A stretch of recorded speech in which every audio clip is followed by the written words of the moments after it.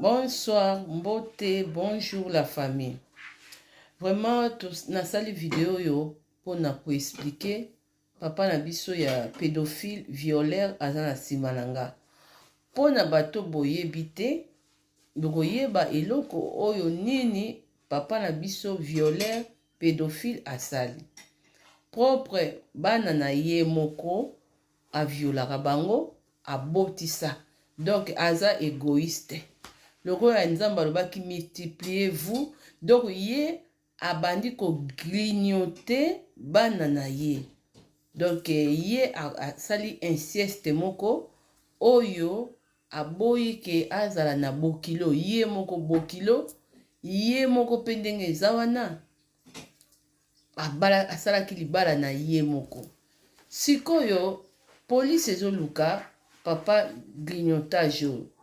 Me bandeko na ye bakomi koyebisa mwasi na ye ya ndaku a retiré plainte et puis a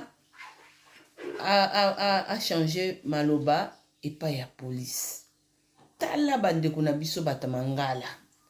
Ndeko ya papa oyo bino bandeko na ye.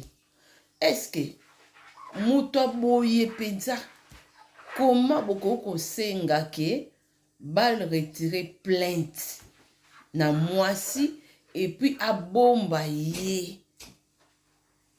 Entre-temps, likamba sali pona propre bana na ye. Bongo bino sikoyo oyo kutu bobota mikaka yaya na leki.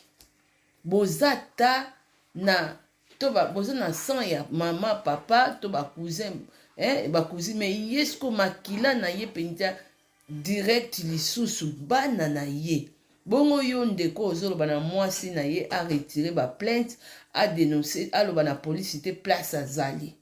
Bongo soki azwi bana na bino. Mama soko ko sepelisa ba semeki na yo sepelisa bango. Papa pédophile oza nsima mkongo na nga papa violeur.